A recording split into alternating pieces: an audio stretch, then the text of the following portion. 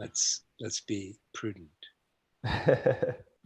All right, so now we got about 45 people in the waiting room, so we're going to admit everyone. Yes. We're live on the interwebs. As far as I know, I think in the interwebs. I even recognize some of these people. Oh yeah, there's a ton of people. Oh man, if they were showing up, I wouldn't have come. Yeah. Wow, I love all these people. I love seeing all these people. Bill Magnuson. Wow. Hey, man. Yeah. Wow. Look at this. Yeah. So I don't think I told you, David, on Wednesdays, I've been having this thing where we review Boaz's lecture on voicing, and the first one we did, he heard about it and he came and he sort of joined in this discussion. Wow. Watched his thing, and then James he Kessler. said he'd love to be on the radio hour. So for everyone that is, we're continuing our pre-event discussion, but next week's guest is going to be Boaz Kirschenbaum on radio hour. So wow, that'll be exciting. And yeah, so should we get right down to it? Let's get right down to it. Let's get right down to it.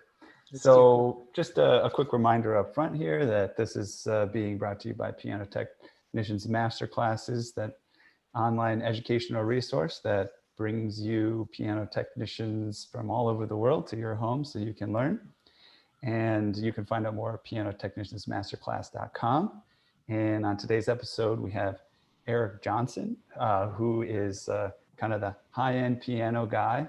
He's worked in the industry for several years for several manufacturers, and he's out there in New York and South Carolina, and we're going to hear about, you know, how his lifestyle is nowadays as a piano technician, as well as the incredible history that he's been through in the industry. So without further ado, here's Eric Johnson. Welcome. Thanks very much. I'm happy to be here. Awesome. David, you got anything you want to launch off with, or? Just that I've known Eric on a personal level for what, 15 years, probably? That's great. Rochester. And we've taught together a couple of times. We loved it. He's one of the most able piano technicians I've ever come across. He's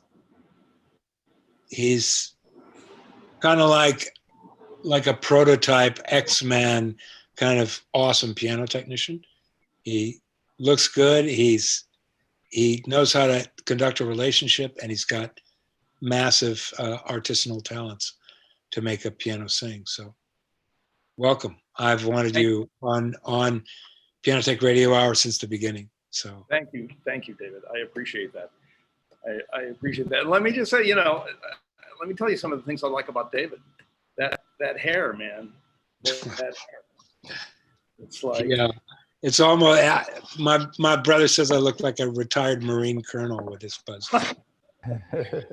But listen, but seriously, I mean, this is sort of connected. David and I met at the Rochester PTG convention. Right. 15 years ago. Yeah, and you know, he's the first person that I had met in the industry who sort of spoke in spiritual terms about pianos. And I don't mean, you know, ghosts and things, but this idea that there was something beyond just the mechanics of the keys going up and down and the hammer hitting the string, and that there was something beyond the specs. And it was something that I had always felt, but I had never really met anybody who spoke in those kind of terms, or who admitted to thinking in those kind of terms. David was, if you know David, he's right out there. You know exactly what he's thinking at any particular moment. And it was very refreshing to meet somebody else who thought that way, there was, I don't know another word than spiritual. I mean, that captures part of it, but it's, you know, that's a little too rude, but another dimension to what a piano is. So that was really fun. And we've had fun ever since. Do you want me to just start talking, or yeah, what, yeah, just start talking. All right. Well, we already did start talking, so you can keep talking. So I'm open. Do you know Joe Malecki? I do know Joe Malecki. It's going to be a little tricky for me to watch these, please compare and We'll keep contrast an eye on with the other chat. Ethan will keep These an are- eye on those. Okay, these are great questions, and particularly the one, the Kimball and other German pianos and Steinways. So, but to give you an idea what my perspective is, where I'm coming from, let me share with you a little bit of my background. But in particular, window in history in the piano industry. That is, Dave and I were joking. It seems to me like it was yesterday, but it turns out it was 40 years ago. So it's ancient history. A lot of people. But that will, I think, give you my perspective, and then we can talk about some of these tone differences between American and European pianos, because that is something I'm really focused on. So, secondly, I have no explanation for my career. I mean, I was the right person at the right time, willing to work for mostly nothing for a long time. So that's why, but when you hear these things, it's like, I don't have the only rational explanation I can have for the way my career has unfolded is reincarnation. I mean, that's the only rational kind of thing. There's something in my karma that led me to this particular industry, and in particular at this point in the industry. And as I tell people, I tried to get out of this business twice, and it has pulled me back in. This is a wonderful, wonderful, wonderful profession. It has its quirks, it has its difficulties. It's not, wine and roses, but it's a fabulous profession because it allows you to deal at so many different levels. You can pick and choose. I like the high-end concert level, and I don't like sawdust. So I'm not a rebuilder, and I don't even pretend to be a rebuilder. And people can find their niche in lots of different places. And it's always a good place for people that like cool, expensive tools. So, no matter what your other interests are. So, I'm deeply connected to this industry, and I think part of that will unfold. So anyway, Can you just give us 30 seconds? You were a piano technician first, and from what I understand, a good one, and then went on this whole piano industry executive detour in a way, right? Yeah. Describe that very quickly, 30, 45. Well, I'm going to take it, if you don't mind, I'll take it a little slower than that. Because there were two chunks to my career. The first chunk was as a tool case carrying concert technician. And I worked for, I was right out of college. I had 2 years of tuning experience under my belt. And right out of college, right out of Berkeley College, I got hired by Kimball, who was the owner of Bosendorfer at that point. And they were starting the Bosendorfer concert program in this country. This is 1978. Garrick Olson was their big marquee name here, and they had a number of names in Europe, Schiff and Paul Badurskoda, and a number of people in Europe, and they were beginning to push here. So it took me 2 years sort of with Kimball before I really hit the road, before I trained in Vienna and really got up to speed on concert pianos. And then I spent the next 5 or 6 years traveling the country, basically, supporting mainly Bosendorfer artists. And this was Garrick Olson, Andras Schiff, Paul Badurskoda, Oscar Peterson, Chick Corea played Bosendorfer at that point. I mean, it was a small, but there were some serious pianists in that group. And I was traveling all the time. I tuned for Oscar Peterson probably 24 times. Chick at least a dozen times. By the time I was 28, I had tuned in every major concert hall in this country. Not Chicago, but Boston certainly, all the New York halls, Philadelphia, Cleveland, Cincinnati. I had been in and prepared concerts for all this. And it's, here's the thing. It's not that I was a really remarkably skilled technician. It was like, okay, I was the guy. I was hired. I was in that spot. I had the right background. And I had been to Vienna, and I had enough tuning under my belt that under some pressure and some intense work, I kind of got up to the right level. But let me tell you, folks, there was a lot of learning on the job. People talk about concert work, and oh, it's so refined, and the concert tuning is different than anything else. No, the challenge of concert work is working under time pressure, because you never have enough time, and unless it's a piano you see regularly, which was not my situation. I was traveling around seeing different pianists all the time. They were all the same model. They were all Imperial 290 Bosendorfers, which helped a lot. But they were all in much different states of condition. Some not bad, some truly horrible, and work done by well-intentioned American technicians. So that was the first sort of window, and that ended with me living in New York City and the concert world sort of beginning to heat up in New York City. And at this point, there were a lot of manufacturers. Baldwin had a very active concert program. Bechstein had concert pianos. You know, it was a very kind of vibrant place. But I had decided that I'm tired of carrying a tool case. This has been a great career, and they're going to want me to do it as long as I want to do it. And I guess I'd like to move on with my life. So I quit and I went to business school. I went to Cornell for 2 years and got an MBA. And I'm going to take a break now to see if you guys are still with me or if we're heading, off the wrong path. We've plummeted from 82 all the way down to 5. We might as well just call it. Well, in that case, I'm opening my beer. No, actually, our audience has been growing rapidly. That's one chunk. And I went to business school thinking, thank God I'm never going to have to tune a piano again. What do they say? When man plans, God laughs. There you go. That's exactly what they say. But I wanted to get out of the industry. I wanted to make some money. There wasn't venture capital then, and there wasn't Silicon Valley. This is my second year in business school is when Windows first came out. So everything I was doing up to that point was, DOS from a C prompt, if those of you who were really ancient. But here's the reality. Here's the realization I had. Is I sat in these second year MBA interviews with banks and insurance companies and some consulting firms, McKinsey and this kind of stuff. And I couldn't pretend that what they were talking about sounded interesting to me.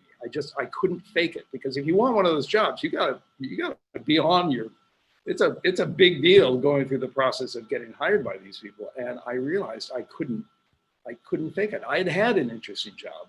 None of this, okay, the money will be better, but I'll want to jump off a pier in the first year. It was a realization, but it was a sobering one too, because it's like, okay, now what? Back in the piano industry? And that's when I went to work for Bill McCormick in Washington for a year. The Jordan Kitts Music, which was at the time the second largest Steinway dealer in the country, and I got to know Dennis Houlihan, who went on to be president of Roland, and some really good people. It was not a pleasant experience for me, but it was kind of a year retail interim. And then I got a job with Yamaha. And that job with Yamaha was not, again, on the piano side. Yamaha at that point, and I don't know how many people here are on the PTG, but the PTG has a long-term plan. And I'm not a big fan of long-term plans. And this is one of the reasons. This was 1988, and Yamaha had just had its 100th anniversary, and Yamaha had commissioned McKinsey to do a next 100-year plan for the Yamaha Globe. And so one of the reports, parts of this report back from McKinsey, is that Yamaha should have these little listening posts all over the world where they can meet with artists and show people what the latest product is and get feedback on product ideas and this kind of stuff. And Yamaha opened one in New York City. That's and right.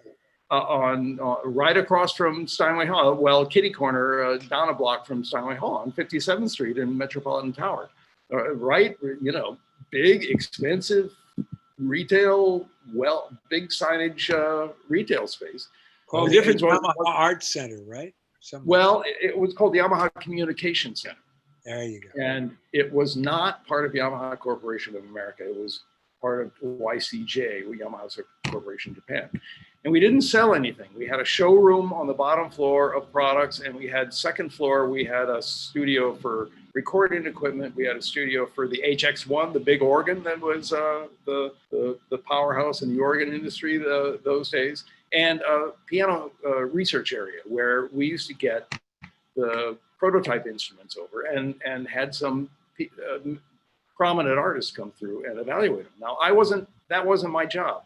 That was run by a guy named, a wonderful, wonderful, wonderful human being named William Santaella. And I don't know if many of you have ever heard or knew William, but William was one of the great characters in this industry. And he was able to bring a stream of people through. And there was no pressure because it wasn't advertising. It was just tell us what you think of this piano. And so I saw the development of up to the CF3 and then the CF3 S came through there. Without going into details, then things changed. You know, long-term plans rarely work, and there was a lot of cultural issues, corporate cultural issues that caused the death of Yamaha Communication Center. And I was asked to move then into the new position of Artist Services Director for Yamaha. So now I went from YCJ to YCA, Yamaha Corporation of America, located in Buena Park, which is responsible for all the Yamahas you see. Leroy Edwards and that whole world is YCA. And now I was officially part of YCA, running the Artist Services program out of New York City, out of that same location in New York City. So this was during the big earthquake that had happened then. Was Andre Watts had moved from Steinway to Yamaha. And that was just as Garrick Olson, there was a famous Garrick Olson event that I can tell you about that led to Bosendorfer being put on the map. And then the one that put Yamaha on the map was Andre Watts moving from Steinway to Yamaha. And I took over right after that. And I ran that. What year was that, Eric? What year was that? This would have been 87, 80, 1989. And Chick had moved to Yamaha at this point. Maria Joao Pires, if you know that name, a wonderful, heartbreakingly beautiful pianist. Just a wonderful, wonderful pianist. She played Yamaha. Andras Schiff, he occasionally played Yamaha, but by this time he had become Sir Andras Schiff. And I'm sure I'm blanking on some of them. But I wasn't carrying a tool case at this point. And we had Japanese technicians, trained guys, very, very serious, wonderful guys who would travel around, especially with Andre. I mean, he always had, we couldn't always send the same piano, but we always sent the same technician. And that was a very good relationship. My big claim to fame was that I brought Elton John from Steinway to Yamaha. But I wasn't carrying the tool case. I was doing PR, not PR, but artist relations. And I was traveling all the time, again, visiting dealers and going to concerts and piano competitions and that kind of stuff. I'm curious, like, I don't know if this is an answerable question. What are the politics of these artists kind of becoming an artist for a different brand? Oh my God. Well, see, this is the thing. This period in the US, in the piano industry, from about 1980 to when I left Yamaha in 2000, my second attempt to get away from the industry. During that 20 years, it was a really vibrant time in the industry. And the politics, listen, I have great admiration for Steinway, their role in the world and their role in piano development and things, but I have had firsthand experience. They are sharp-elbowed competitors, and they have weight that they're not afraid to carry around. And I've seen it with my own two eyes. They aren't afraid to really push around big-name artists. I had one particular case where a major artist was playing with a major American symphony under a major German, but their resident conductor. And we provided the piano. It was concertos, and we provided the piano for the first of 3 performances. And she came to me at the end that evening, before, that evening, and said, "Look, they told me if I play Yamaha again, I'll never play here again, and I have to, I have a career." And to which I replied, "No, it's in your contract. You have to play. I don't care what happens." I'm joking about that, by the way. But this is firsthand experience. So it's a tough place, and to break through, to get somebody to make a high level, to make a change but realize something else too. This was also during a different period in Steinway's history. And if you, I don't know how many of you like seeing Steinway pianos from the 80s, but that was not the high point of their production quality. And they really had a monopoly. And my experience working at Jordan Kitts for a year told me I saw brand new Steinways as if they arriving at a dealer, right out of the box. And man, they were rough. They were really rough. I did the same thing. I was working in a warehouse for Sherman Clay, who was, by the way, the biggest Steinway dealer in the United States, or in the world at that time. Yeah, Sherman Clay. And I was preparing, me and a team of 3 were preparing, I don't know, a dozen Steinways a week, probably, over a 3-day period, between 9 and 12. And they were, talk about rough. Yeah. Really rough. A lot of the concert pianos were the same. And so this is also the period of pro piano.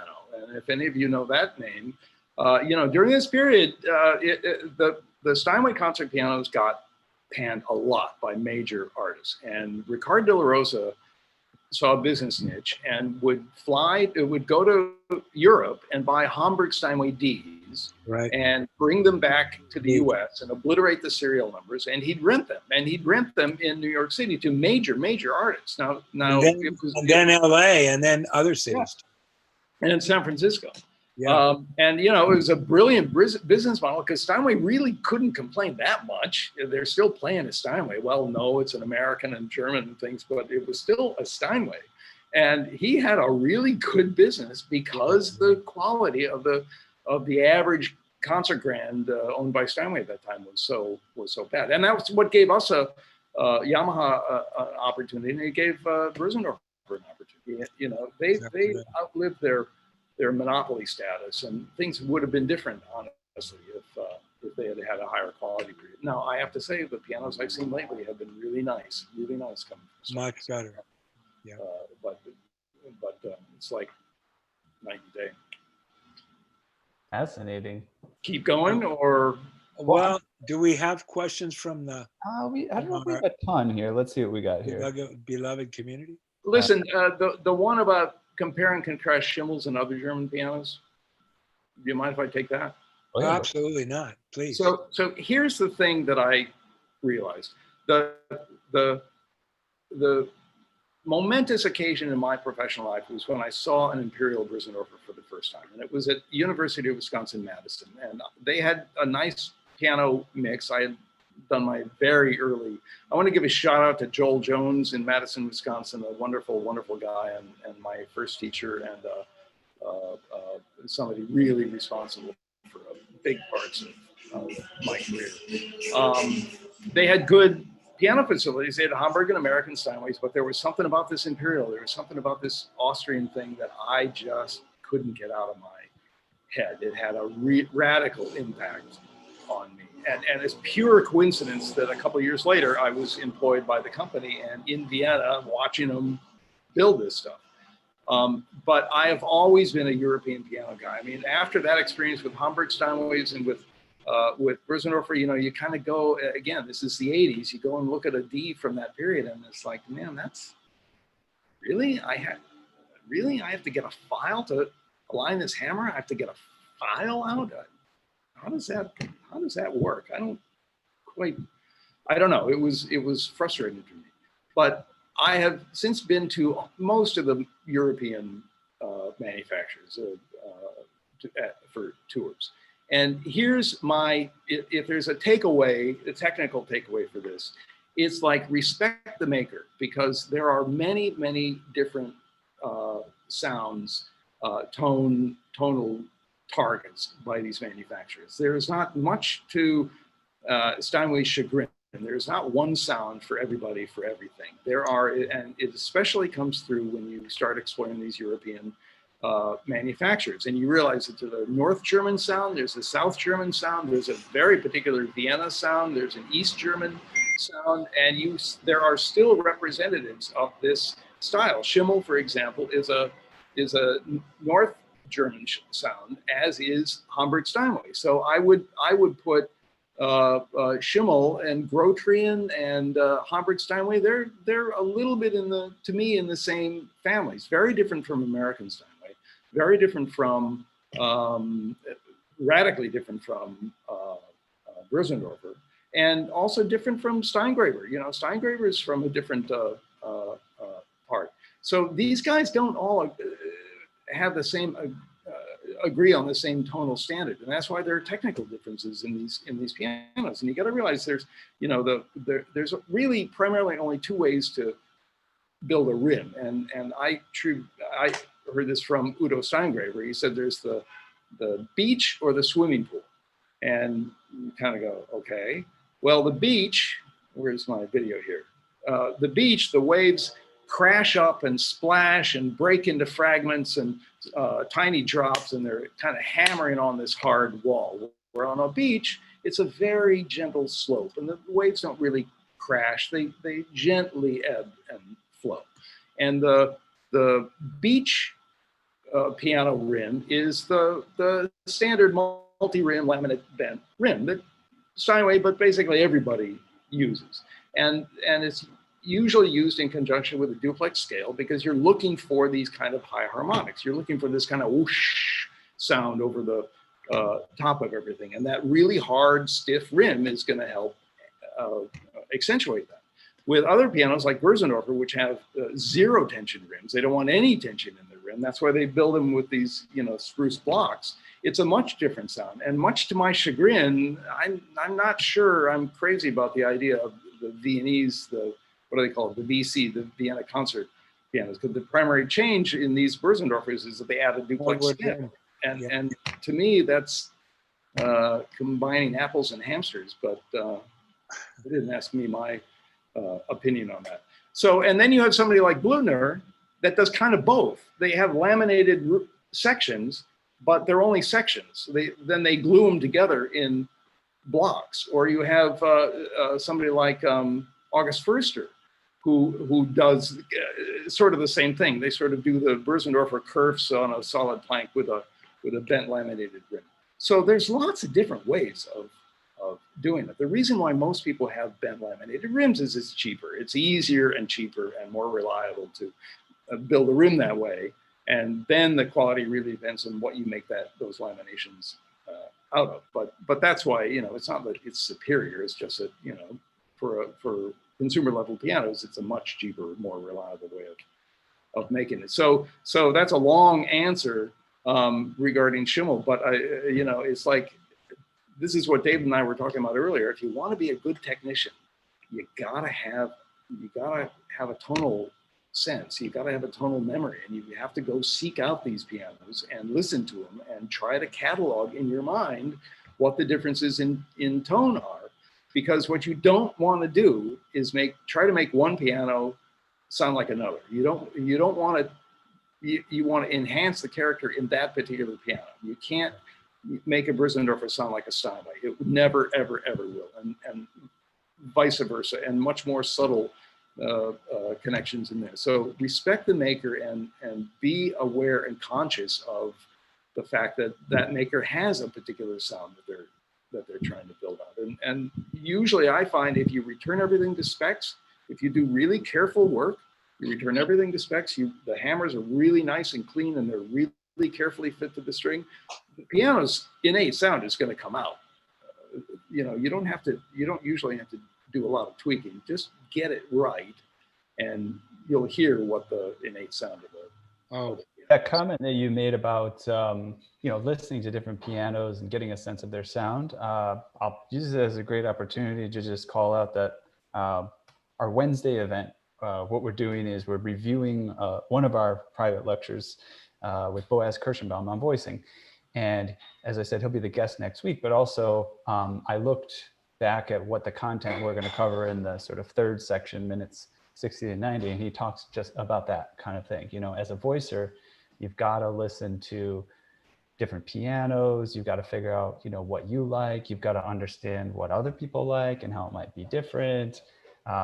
Recordings, we've also gotten that information from great folks like Sally Phillips, you know, the power of listening to pianos and understanding their sound much better. And humbly, I have to say, that was something I need to work on a lot more, but I appreciate that, that info. I have to say something too. You know, that's part of what I harp on when I teach. It's like, are you paying attention with full attention, not trying to listen to your critiquing comment and paying attention, but letting the critiquing comments and the oh, that's this and blah, woof, and comparison and contrasting, just let all that go and listen to the sound of the piano. Let it fill you, enter its world. That's the way to become a technician in the high end. To be able to make a piano sing, to maximize the efficiency of a piano, is to listen with your whole being, is to pay attention when you're doing things with your whole being. Understand that everything adds up to something incredible. And that's what I've seen is so good about you, Eric, and about high-end technicians in general, that you understand the cumulative effect of all these little things. Well, think about what we ask a piano to do. You know, it's like, first of all, it's the backbone instrument of what we know of as Western music. I mean, yes, okay, there are orchestras, other instruments, but I mean, the fundamental canon of Western music is played on a piano.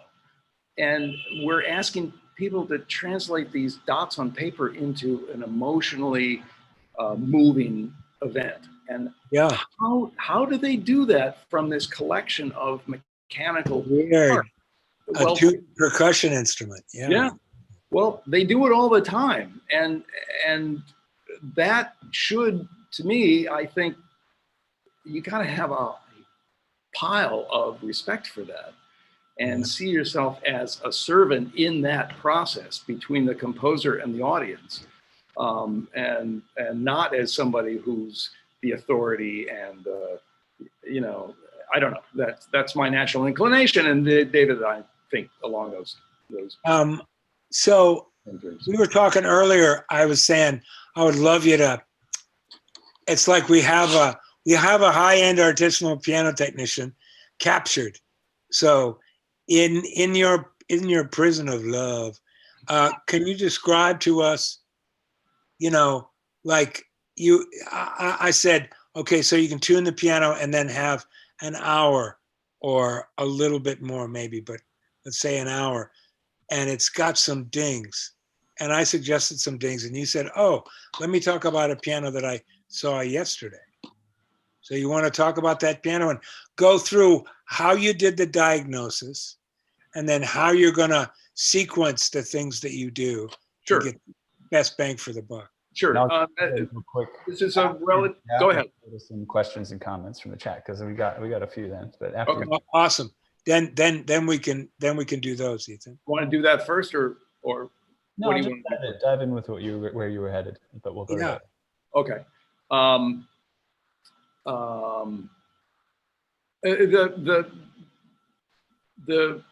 The welcome skill that I developed over, particularly during my years with Bosendorfer, is moving around and seeing pianos all the time and always kind of being under time pressure, is first, one of the advantages of working with a factory is you get to be fast. You know, it's real easy to sort of like delicately consider each and every, and you know, when you've got any kind of factory experience, it's like bang through it, man. You know, you just got to put your head down and bang through it. So I learned to bang through things at a high level, and I also learned to do, you know, diagnose pretty quickly. And you know, the most of the problems, there's usually either a problem with dip, too little or too much. There's a problem with the hammer line, usually it's too deep and no aftertouch. There's a problem with the surface of the hammers, that they're not square or shaped or too grooved or something like that. And then often there's a problem with the damper upstop rail. If the damper upstop rail is set too low, you have this choked tone that, you know, and lots of people, oh, well, it's always sounded like that, you know. Well, you raise the damper upstop rail and give that damper a little bit of room, and all of a sudden this piano explodes to life. It's like saying, right. thank you. That's right. So always check the damper upstop rail. And I don't want to, later on we can go into that, their questions. So you got to quickly, you know, you got to be able to take up some dip really quick and carry punch-ins with you. And, you know, if push comes to shove, okay, maybe you don't do the low octave and the high octave, but, you know, but you have to realize, okay, is this the best thing? Raising a hammer line a little bit often makes a world of difference. And if you use, I've converted to paddles, sanding paddles. I could get one, but, you know, just a piece of masonite cut out with different grits of sandpaper on it. And always a block. You always have to have the shanks, the tails on a block. But I found, man, you can make in David's words, a radical improvement in the piano by going over them with this sanding paddle. The paddle will help keep things square, so you'll have less fitting to do.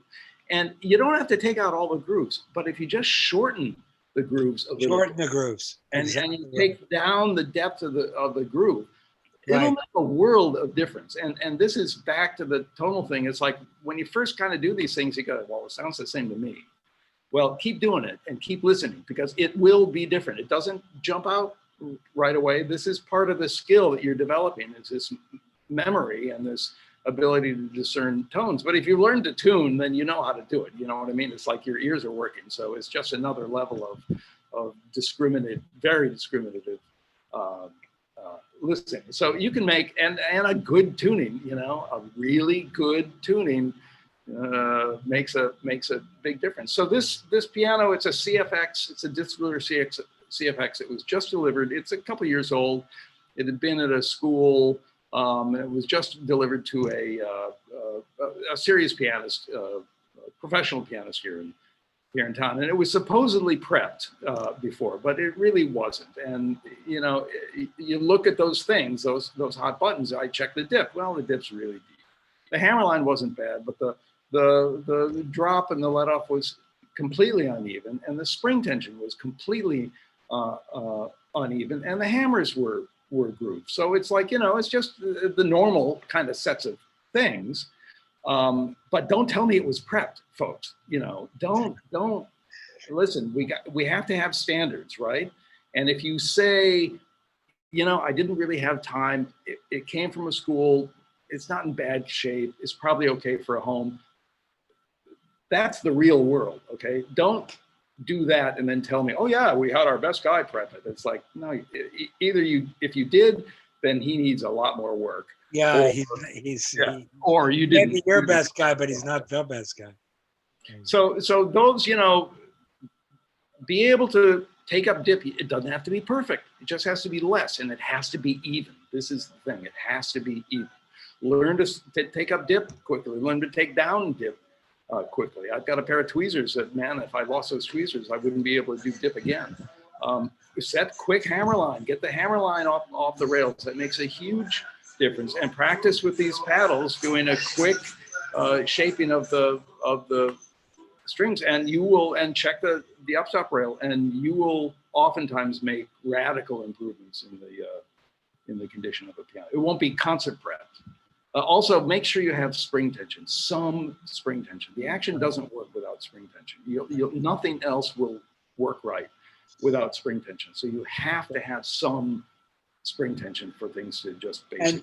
And would you say that spring tension influences everything, all other regulation?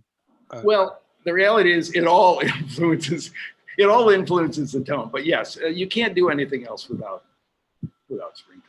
But this is, you know, back to my point. Listen, folks, taking up dip is going to change the tone.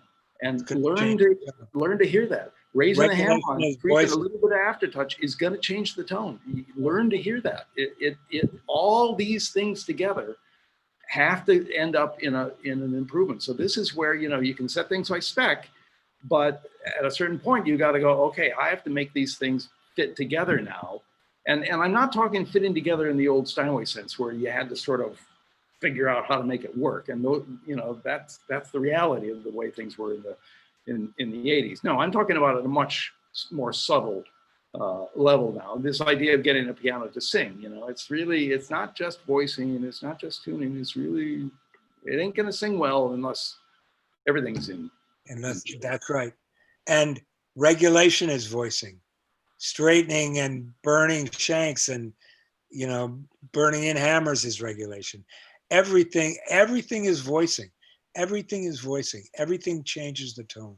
Yeah. And the more you can maximize the tone, both the fundamental and the sustain of it, you know, you're making the piano sing, Right. maximizing the efficiency. And Can we cut into some questions and comments? Sure. Absolutely. Oh, this is a great. This is like a rapid fire episode. Everything is. We're gonna have some time for questions and stuff. Not to delve too deep into compliments, but James Kessler sent a message. He said that you personally got him started in the industry 8 years ago when he tuned your piano. So this is a very special event for him. So welcome to James. Hey, James. Kevin Clem, maybe briefly, what was it like tuning for Oscar Peterson, Chick Corea? Anything to share there? And can you? Yeah, it was okay. You know, it wasn't anything special. You know, here's the thing. I tuned for Oscar, so that means I heard Joe Pass, and that means I heard Niels Henning Ørsted Peterson, and you know, guess who else I heard on a number of occasions? Ella Fitzgerald, because she and Oscar were really good friends and played a lot together. And so, you know, it was like, it was an embarrassment of riches. I mean, I heard pianists, oh my God. I mean, there were classical pianists, Sergio Fiorentino and Dubravka Tomšič, and some of these names that aren't really known, that are just, you know, the impact is burned into you. So it was great. I mean, but listen, I'm still a piano technician. So you tune the piano and you go out in the hall and you're sitting there and you're cringing because you're just sure the first note he touches is going to be out of tune. It doesn't matter who it is. You're sitting there going, and then, you know, it takes a couple of minutes before you kind of go, well, that's not so bad, you know? Oh, okay. But it's a stressful thing. Thanks for that. I'll move on, but that's great to hear. That's fascinating. Next we have, let's see here, Judy. How do you tune the extra notes in a Bosendorfer? Great question. Yeah. I'm sure it comes up all the time for everybody. Listen, I play things very safe, all right? And there's lots of different coincidental harmonics you can listen to. But I want it to sound reasonable, and I want it to sound chromatically correct. And so I do basically loud octaves down into that low bass, and just, I take it low, and then I bring it up to just the point where I'm thinking, that's okay. What happens a lot of times, people start listening to harmonics, and that's a very, very, very messy harmonic area down there. And they start listening to the wrong ones, and they go, well, it's not quite, bang. And you're dead, because those are expensive strings and they're really hard to splice. I don't care what your splicing skills are. So always be conservative, you know, don't try to get them correct. They're not adding pure harmonic tone. They're adding kind of this wash, and then it's the additional soundboard space. It's the real value. If you can make them sound good chromatically, if it sounds like it's a chromatic process all the way going down in the bass, you're fine. If you play them as octaves, and when they're out of tune, they'll have a really noticeable wow, wow, wow, wow, kind of like almost like a helicopter. And if you can get rid of that, then you're fine. Don't break them. Good. That's great. Good. Next one's a compare and contrast question. I don't think you covered this regarding Seiler. The same question as before. Compare and contrast Seiler with other German pianos and in the Steinway. Well, you know, again, they all have their characteristics, and you know, German piano building. There's a certain standard in German piano building, and all these companies meet this standard. So they're all well designed, well built pianos. You know, there's a particular. I would kind of put Seiler in the North German kind of tonal characteristic. But you know, I worked with Feuerich for a while, and you know, it's really interesting. If you see an old Feuerich piano, they were originally from Leipzig, and there's a particular East German sound. Leipzig is Blüthner territory, and a little bit further east is where you get August Förster and things. And Blüthner is the strangest to me. I mean, beautiful, but very unique take on piano tone. So Seiler to me is kind of in the North German kind of tonal characteristics. But if you see some of these old Feuerich pianos, they migrated west after the war to around Frankfurt, and they were building. You know, German piano building for a long time was not fussy. It was very high level. It was beautiful craftsmanship, and they were workaday utility pianos. And when you come across some of these older ones, you know, they're now everything's gotten fussy and expensive, and you know, gold-plated Fazioli hardware and this kind of stuff. But there was a different.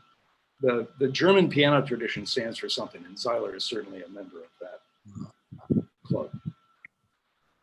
Great. Can I move on? Any other interjections? Just there's so many tier one or very close to it German pianos that are just amazing. I work on Steingravers, I work on Grotrians, and both of those pianos, the new well, for Steinway for Steingraber for a long time, but for Grotrian, the new iteration of these Grotrian pianos are just stunningly beautiful, in my opinion. You know, Steingraber pianos they're just marvels of the world. And I'll tell you, the other one is Zauter, man. Zauter. The Zauter 225 is one of the greatest pianos. God, what a piano, you know? It's like, I don't know. It's exciting. It's exciting. I see a couple of these.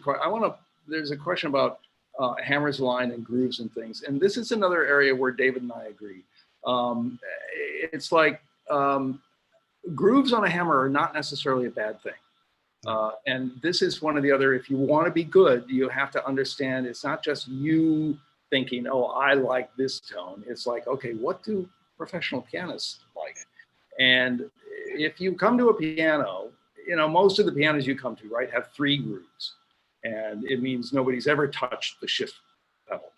Maybe there'll be 4 grooves, which show they kind of treat it binary, you know, it's either on or off.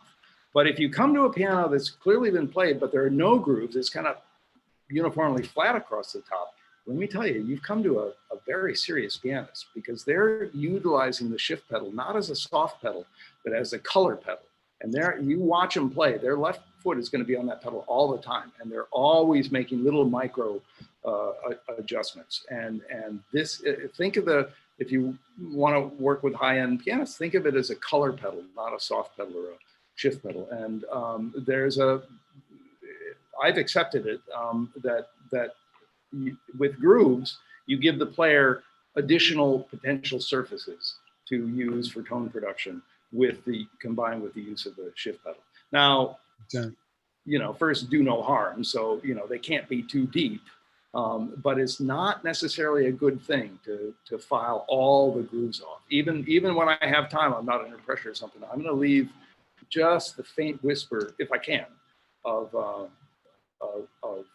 grooves, because it's an important tone production area for some people. Not that many, but some of them. It is, actually. And if you voice the grooves right, they're very easy to control. And many players Group wrong. And plays off the grooves, play off the grooves, and I really appreciate the grooves being there, but they can't be longer than 2 or 3 millimeters, I don't think, and it can't be deeper than like a half a millimeter. Shortening the grooves makes a huge difference. Huge difference, huge. You know, the other thing I want to mention is a jack position. You know, this is one area where David and I differ. I think, David, don't you set jack position by taste? Isn't it? Oh no, by sound. That's what. I licked the Spoonfeld, and I don't do it that way, but I found I do it by sound, by that sound. I like to eliminate that, and sometimes if the jack is a teeny bit, like an eighth of a turn forward, that's okay with me. I don't perceive it affecting anything. I like a gauge for jack, and I now use that knuckle jack or nuck jack or that little device. And I'll tell you, you'll be amazed at how often you'll find pianos where the jacks are way too far back. Oh, and way that's a little bit more of a time-consuming process. So you've got to be careful taking that on under time pressure. That's right, and they're not only way far back, but they're making that noise that I hate. Right, and just setting jacks in a good position makes a world of difference in the touch. But you have to be careful. You can't do it quick because it can't cheat. Right, you have to go back over and over and over it. That's right. And make sure that it doesn't cheat. But that's even on relatively new pianos, I've seen jacks way back, and it makes such a difference to moving forward. I'm going to touch the next question here. Great info. Oh, Joe's on. A shout out to my buddy Joe, Joe Malecki. Awesome. Anyway, sorry, didn't mean to interrupt. Next question. We're at less than 10 minutes out, but we've got crammed a lot into the first 50 minutes, so we should be good here. Next comment here, Rick Overton, previous guest. As a dealer for Steingraber and Grotrian in Estonia, he finds there is a specific sound difference and touch difference in each one. They really have their own personality. Mark Campbell says, do we use different techniques to match the maker's voice in the piano, or do we use the same technique and let the maker's choices make the difference? Repeat that one more time. Basically, do you sort of treat a piano as its make and model, or do you treat all pianos very similarly and let the make and model's own unique nuances come out from the way that you're sort of universally treating them all? Good question. Oh, that is a good question. I got to think about that. I mean, I hate to be squirrely about it, but it's honestly a little bit of both. You know, some pianos I know really well. The Bosendorfer 225 I know really well, and so I know the steps and processes and things that will pretty much make that thing sound pretty good. Other pianos I'm not so familiar with, and I may not have the specific specs with me, and so I try to put things generically in place and see what comes out. You know, again, if you don't always get time to do this, right? And so sometimes you have to make short-term, quick decisions like dip and aftertouch and this kind of stuff. But if you've got time, the pianos speak to you. I hate to sound too woo, but they'll tell you if you're listening that you clean up all the other junk, and this includes, you know, easing keys and polishing balance rail pins, and it's all related, folks. It's all related. And if you want this piano, if you want this Zyler, or if you 7-footer, if you want this Zauter 224 or 227 or something, if you want it to sound like God intended it, you got to go through the steps, and then I find it's usually just evening stuff off. And there might be a balance problem, and it doesn't necessarily it won't necessarily be trivial. You may have to juice and bring some stuff up, or to balance it out. But the piano will, you give it room and prove that you're a listener. Prove that you can. The piano will tell you. Yeah, I totally agree. Before we wrap this up, can you talk about that final step of evening out the attack mode with a chopstick voicing tool? Yeah, but Carl Lieberman standing there with his arms folded, and I'm really intimidated. And so, I don't know. I can't. He listened up, so you're good to go, pal. You know, I hardly ever use a chopstick. So don't take it too seriously. To be honest, I mean, in an emergency, but whatever the thing is, that whatever the protocol or tool you use to get the attack of every note to sound the same. The hammer has to be fit to the string with excruciating pain and frustration. You know, this is the thing. If you want to be good, folks, there's no secret. There's not many secrets. And you have to do the work. And that means you have to go over things a couple times. You can't just go over it once. You have to go over things a couple times to make sure they're right and consistent and even. And that's particularly true with fitting the hammer to the strings, man. You got to make yourself crazy just getting it to all mute at the same time. And if you do anything less than that, you're going to fail. Do you use a hook, or do you use a hook? I use a hook in my fingernail, and a pencil, and a very sharp pencil. I learned this in Vienna. A very sharp pencil, and I put a tiny pencil mark on the top of the hammer under the strings that mute. And so I can go through a whole set, and then I pull the action out in my lap, and I see these old pencil marks. And all I have to do is file away the pencil mark. Wow. Yeah. And then it may not be enough, but you know, you do that a couple times, and you'll be in pretty good shape. And then that's the biggest one. The other one, you know, the other two things that I do on a regular basis is I have a tool with 2 rows of, it came from Jim Coleman, I think, 2 rows of 8 needles, maybe, very, very, very short, like sugar coating, only multiple needles, kind of 2 rows. And I find that if early in the process, in the prep process, if I go through and with this very short needle tool, go right across the strike point, I have to evaluate it first, obviously, but if I go right across the strike point, then by the time I'm done tuning, you know, it'll have an immediate impact. But it a lot of times it just breaks up the tensions in that top layer of fiber, so that it gives you a sweet sound, you know, at mezzo forte, and a sweet sound. Especially at low volume. Right. And the power is still there because you haven't destroyed the string cut. And then I use there's a sandpaper that I use that, you know, it's vinyl, and it doesn't I'm told they use it for polishing jet engine canopies. It has no grit that I can feel. And I go over the hammers with that, and I find that it has very little impact, but there's something that gives a nice little even warmth to the tone. You never quit learning about voicing. No, that's what's so awesome about this business.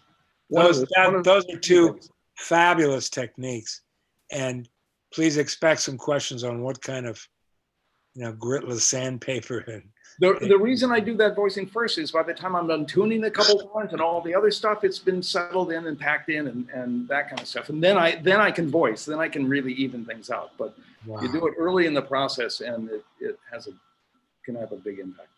Okay. Wow, this has been jam-packed. Pretty awesome. Really? We're about a minute and a half out from when we log off here. I put some links in the chat. Pooja, can you share our slide that calls out the people in the behind the scenes? We put the links in the chat here. Feedback forums, the first one I added there. The Wednesday voicing event, if you want to join us and review Boaz's lecture on voicing, where he explicitly talks about some of the things we mentioned here today, listening to different piano sounds. The link's there. And also, if you want to pre-register for next week's radio hour for free, that link is there. And then I'll just go over, let's get rid of you had it before. There you go. Yeah. Yay, team. Yeah, Thank you. ladies and gentlemen. Thank you so much. We got Tal, Ian, Pat, Daniel, Sarah, and actually even more folks joining our team, helping us out behind the scenes. So thank you very much to them. We really appreciate what they're up to. And you can take that slide down and we'll wrap it up here. Can I just mention one thing before we close? Because there's one question that I wanted to address. Oh yeah, sure. Let's go for it. Joe, my buddy Joe down in Charleston asked about tapping bridge pins and setting strings and this kind of stuff.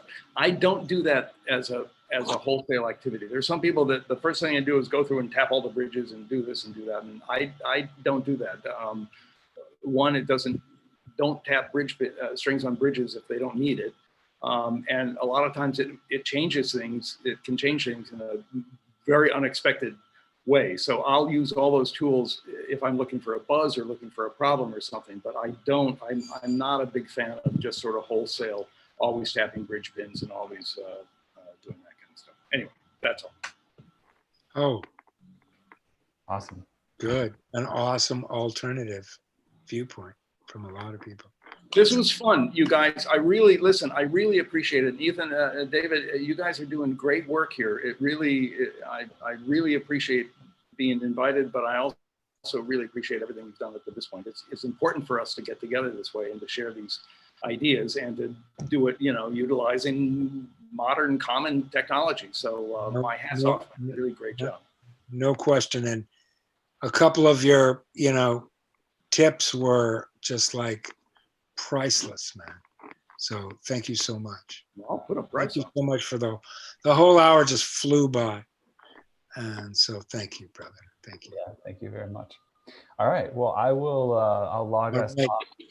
Loyal hordes. It's beautiful to see you all. Thank you so much. Couldn't do this without all you guys that attend all the time. Thank you so much. Yeah, thank you so much. Bye-bye.